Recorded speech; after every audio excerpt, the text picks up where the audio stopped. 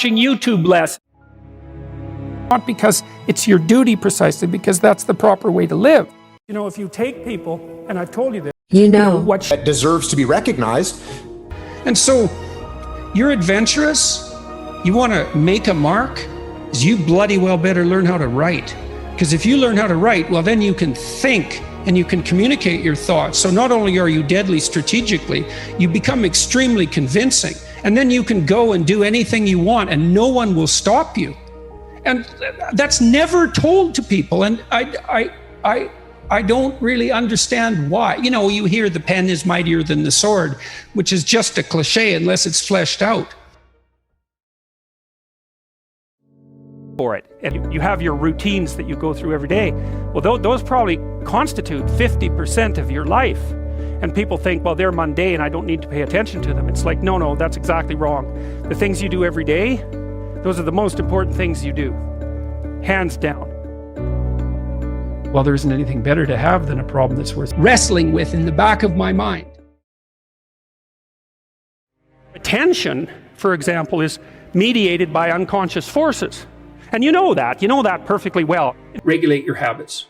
Try to get up at approximately the same time each morning. I would recommend that you get up approximately when other people get up. So that would be something in the neighborhood of 7:30 or 8 in the morning, or perhaps earlier, or perhaps a little bit later, but you want to stabilize that because your circadian rhythms operate more, fluidly, and your mood is likely to be regulated better if there's islands of stability in your daily routines. Human beings like daily routines, just like dogs like daily routines. And so regulate your sleep. I would say when you get up in the morning, eat breakfast. That's a really important thing to do. I can't tell you how many people I've treated in my clinical practice whose proclivity for emotional instability and depression, anxiety, general hopelessness, emotional pain and gloom and doom, as well as capacity to concentrate, were properly regulated or inhibited or reduced by merely ensuring that they ate a protein and fat rich breakfast relatively soon after they wake up. And that's especially true if they're stressed. And as it turns out that if you stress yourself after a fast, which is of course what you've undertaken if you haven't eaten since the night before, that your body produces enough insulin to deplete the sugar in your blood. And then it's very difficult for you to become regulated properly with regards to your metabolism until you sleep again. And so it can be regulating your sleep, and your breakfast eating habits in particular can be in a very effective way of regulating your mood and increasing your capacity to concentrate.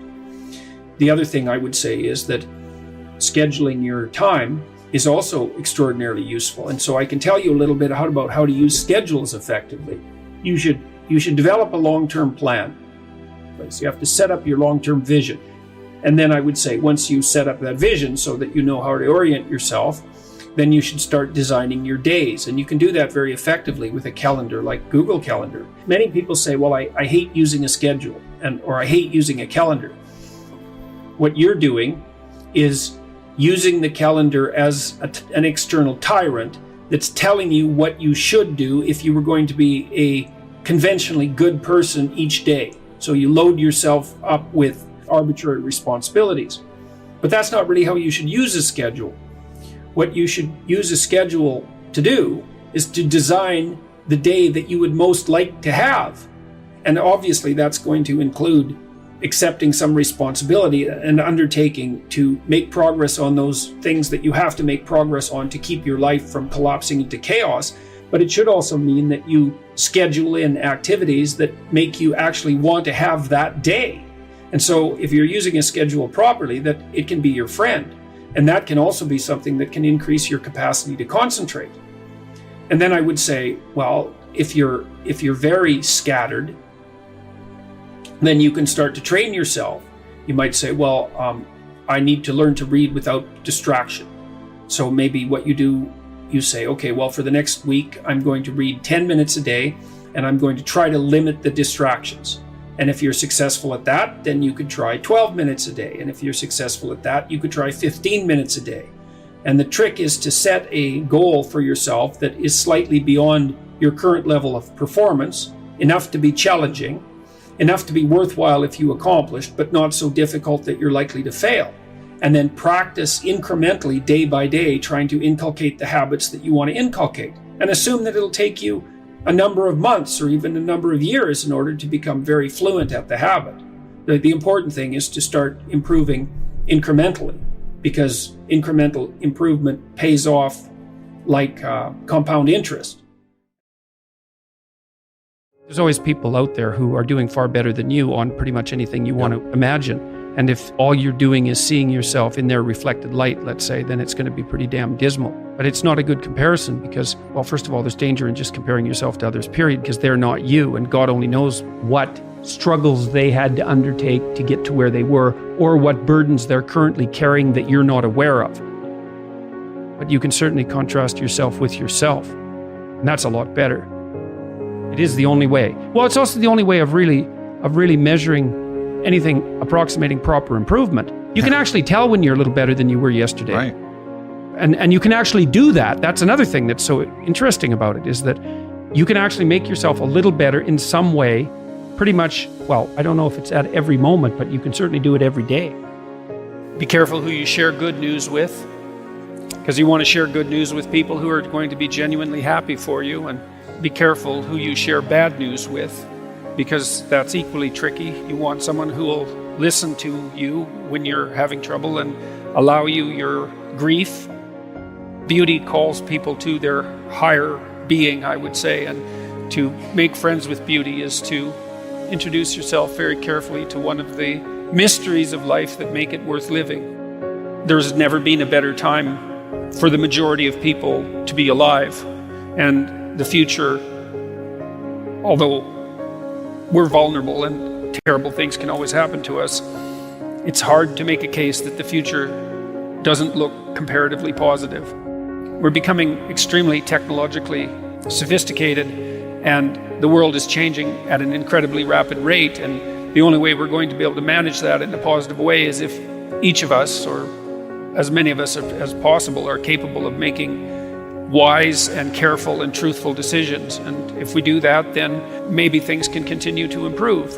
You don't get people to stand up on their own 2 feet and to adopt responsibility if everything is given to them. And that's a real conundrum. You know, maybe you're in California, see someone speeding down the road in a convertible Porsche, and you think, oh man, what a lucky bastard. And want to be the smartest guy in the room either, because what that probably means is you should be in a different room. If you want to be the best at what you're doing, bar none, then having an IQ of above 145 is a necessity, and maybe you're pushing 160 in some situations, and maybe that's making you one person in 10,000 or even one person in 100,000. And then also, to really be good at it, you probably have to be reasonably stress tolerant and also somewhat conscientious. Why is it that smart people are at the top of dominance hierarchies? And the answer to that, in part, is because they get there first, right? I mean, everything's a race, roughly speaking, and the faster you are, the more likely you are to be at the forefront. You're quite different from other people, and you shouldn't be comparing yourself to them because they're not like you. You know, they don't have your family. They don't have your temperament. They don't have your troubles. They don't have your abilities. The only person that has those is you. Compare yourself to who you were yesterday and not to who someone else is today. And see, that's a game you can win. Most creative people fail at producing their creative product and monetizing it, right? So your default position, if you're a creative person, is you're going to fail. And that's because it's hard to come up with something new, and it's hard to present it to the market at the right time, and it's hard to market it. Like, those things are really, really difficult. And so what successful entrepreneurs do is they just keep doing it over and over and over and over and over and over and over. And eventually, if they're fortunate, one of their ideas happens to hit the right place at the right time. And so that's also Darwinian in some sense. You know, you're creating all these little enterprises that are sort of alive.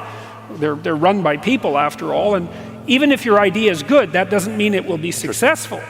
There's so many things that have to be taken into account. So this is partly why persistence, and that's part of conscientiousness, is so useful. It's like, You know, what do they say? If at first you fail, then try again. And that would probably mean try something different rather than the same thing. But persistence is helpful because it enables you to run many experiments. And you need to know that the baseline is failure. You know, it's important because otherwise you'll blame that on yourself. You know, and some of that's useful because there's probably some things that you could improve about yourself. But it's very difficult to go from 0 to 1, you know. If you're starting out as a salesperson, for example, the hardest sale is the first customer.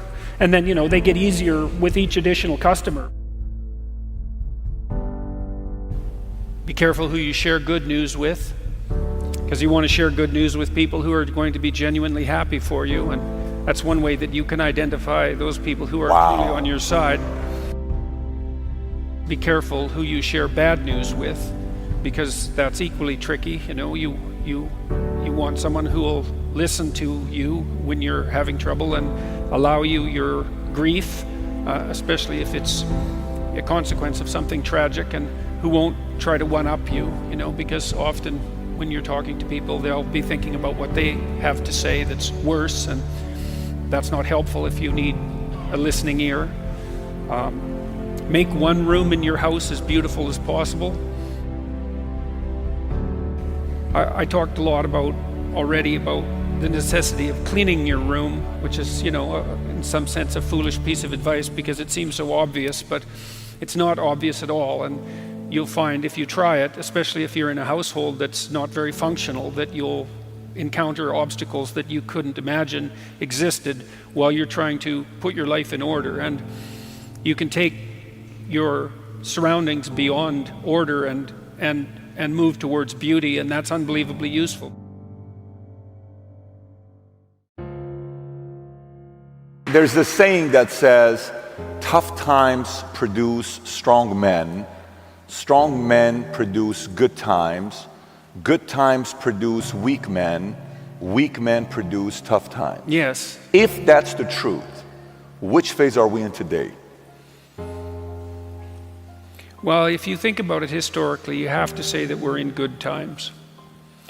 I mean, that doesn't mean everything about the current times are good, and of course life is always tenuous and difficult, but it's 1919. If you go back 100 years ago, imagine what the last 5 years would have been like, right? You would have been the entire world, or another kind of musician or an artist or any of the other number of things that you might be. Find a way to make money and then practice your craft on the side, because you'll starve to death otherwise. Now, for some of you that won't be true, but it's a tiny minority. Your best bet is to find a job that will keep body and soul together and parse off some time that you can pursue your creative thing, because then, well, as a long-term strategy, a medium to long-term strategy, it's a better one. But it's got incredibly difficult for people, musicians, for example, it's incredibly difficult for new musicians to monetize their craft, even if they're really good at it. One of the things I've thought about for a long time is that I've been trying to figure out what gives people's lives meaning, and tragedy gives life its negative meaning, and nobody disputes that. Even if you're nihilistic, you're not going to dispute the fact that tragedy gives life negative meaning. So when nihilists say that life is meaningless, that isn't exactly what they mean. They mean that life is suffering, but there isn't anything transcendent about it that you could set against that suffering. That's nihilism. It's not that life is meaningless. That would just be neutral. It's like, no one believes that, and they certainly don't act like they believe it. In order to have any positive meaning in your life, you have to have identified a goal, and you have to be working towards it. And there is a technical reason for that. And the technical reason, as far as I can tell, is that the circuitry that produces the kind of positive emotion that people really like is only activated when you're proceeding towards a goal that you value. And so that means that if you don't have a goal that you value, you can't have any positive emotion. So technically that's the incentive reward system, and the underlying circuitry is dopaminergic, and when that circuitry is activated, then it's part of the exploratory circuit. It gives you the sense of being actively engaged in something worthwhile. You tend to think of positive emotion as something produced by reward, but there's two kinds of positive emotion. One is the reward that's associated with satiation, and that's consumatory reward, and that's the reward you get when you're hungry and you eat. But the thing about eating when you're hungry is that it destroys the framework within which you were operating, right? It's time to eat. Well, you eat, and then that framework's no longer relevant. So the consummatory reward eliminates the value framework. And then you're stuck with, well, what are you going to do next? And so the consummatory reward has with it its own problems, but the incentive reward is constantly what keeps you moving forward. And incentive reward, because it's dopaminergic, also is analgesic, literally analgesic. So if you're in pain, you take opiates and that will cut the pain, but so will psychomotor stimulants like cocaine or amphetamines.